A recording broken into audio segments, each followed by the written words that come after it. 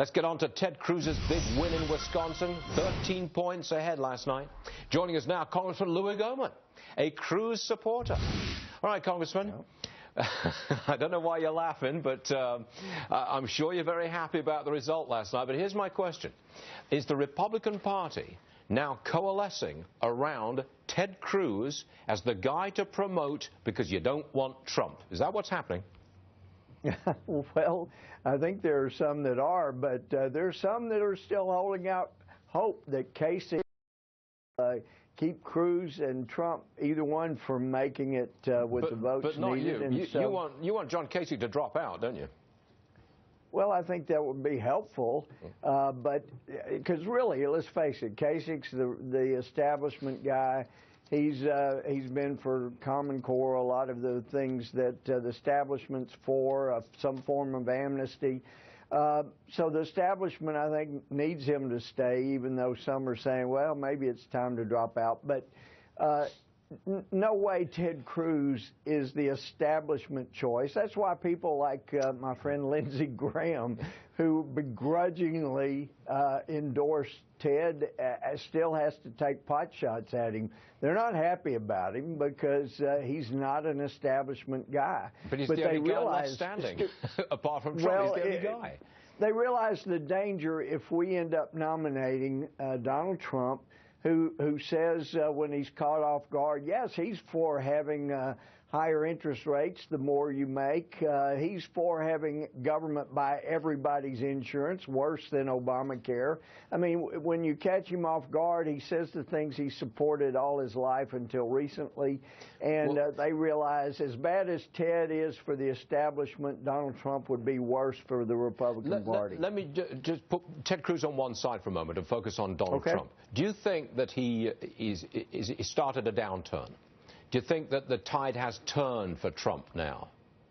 Well, it seems like that's an indication. I know there have been a lot of people that have jumped on every little thing to say, aha, this is where Trump, stops advancing. But let's face it, he survived some tough things. I mean, making fun of a disabled guy. But he survived that. But when you start tweeting out the garbage that he had, and you start coming after a guy's wife, I mean, people have started realizing, and I think it's possible this is the turning point. This is where Trump shows, look, you disagree with me, I will sue you, I'll come after your wife, I'll come after your family, I'll use the full force of the office, everything I have, and people have started realizing, holy cow, that's what Obama's done. Using the IRS, the EPA, the full force of government, the Justice Department, Trump would be doing the very same thing. He'd use all of those, going after those who disagree, and I think that's starting to scare people. How do you you're a Cruz guy, how do Cruz people convince Trump voters that they should cross over and come over to Ted Cruz? Because he's not a similar kind of guy, but he's not the establishment guy. He will go for really strong policies. How do you convince Trump voters to come on over and support Cruz? How do you do it? I don't think you do it by insulting people. I've got too many friends that are Trump supporters, and I've liked too many things that Trump said originally. But I think people need to be aware of what tactics Trump's using.